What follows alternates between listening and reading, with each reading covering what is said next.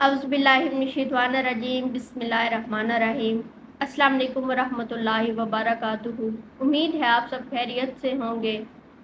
میں آج آپ سے سورت کافرون کا ترجمہ اور تفسیر بیان کروں گی۔ بسم اللہ الرحمن الرحیم۔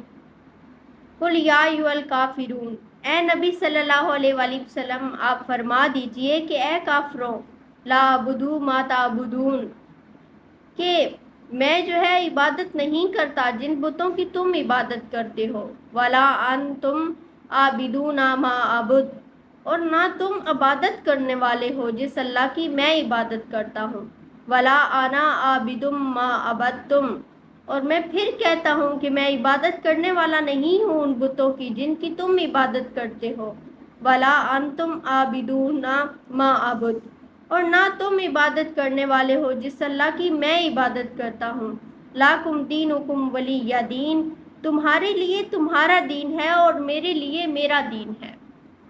اس سورت کی پہلی آیت میں کافروں کو خطاب کر کے نبی کریم صلی اللہ علیہ وآلہ وسلم کے ذریعے انہیں یہ پیغام دیا گیا کہ مسلمان کبھی کافروں کے بتوں کی پوجا نہیں کریں گے۔ اس مناسبت سے اس سورت کا نام سورۃ الکافرون ہے۔ ایک مرتبہ کچھ صحابہ کرام رضی اللہ عنہ نے نبی کریم صلی اللہ علیہ وسلم سے درخواست کی کہ ہمیں کوئی ایسی دعا بتا دیجئے کہ ہم سونے سے پہلے اس کو پڑھ لیا کریں۔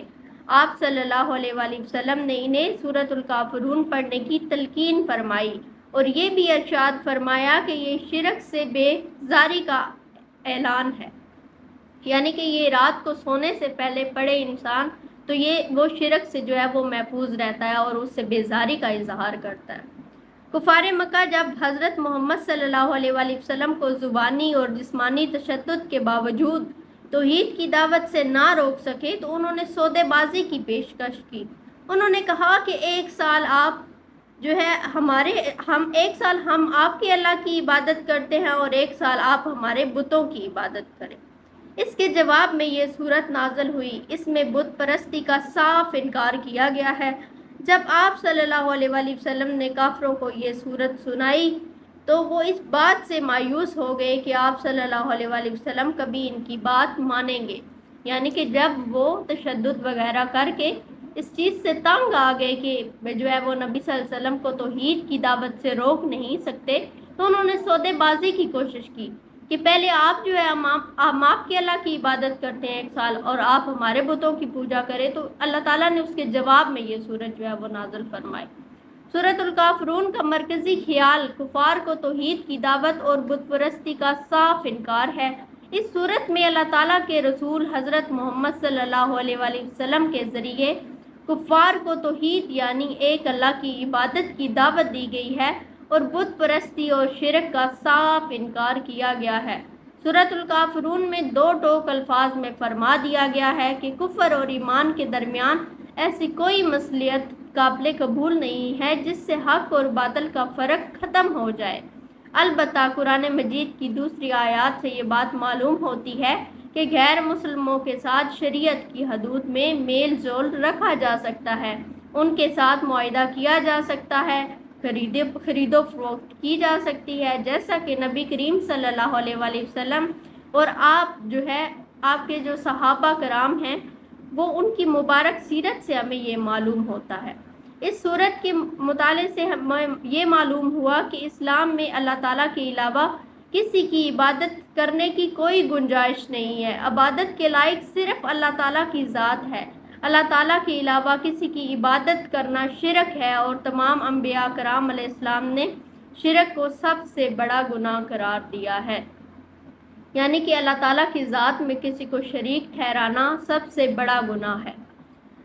نبی کریم صلی اللہ علیہ وآلہ وسلم نے سورۃ الکافرون کو 1/4 قرآن مجید کے برابر قرار دیا۔ تو ہمیں بھی وہ تمام ایسے عقیدے ان میں انٹرسٹ تک بھی نہیں لینا چاہیے۔ آج کل کیا ہوتا ہے کہ ہم موویز دیکھ رہے ہوتے ہیں، اس میں بتوں کی پوجا کی جا رہی ہوتی ہے، لیکن ہم وہ دیکھ رہے ہیں، ہمیں گناہ نہیں ملتا کیا اس چیز کا؟ ہم لوگ اس کی وہ سن رہے ہیں، پیچھے جو ٹیون لگی ہوئی ہے وہ کیسے کر رہے ہیں، ہم لوگ سکپ بھی تو کر سکتے ہیں نا، ہمارا اس میں کوئی انٹرسٹ نہیں ہے، ہمارے مطلب کی وہ چیز نہیں ہے۔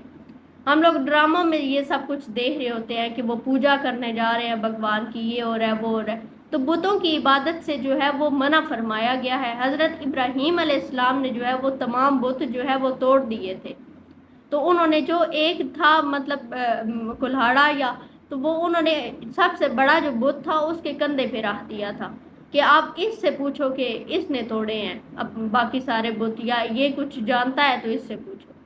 اللہ تعالیٰ ہم سب کو جو ہے وہ ایسے تمام فتنوں سے محفوظ رہنے کی توفیق دے۔ صدق اللہ العظیم۔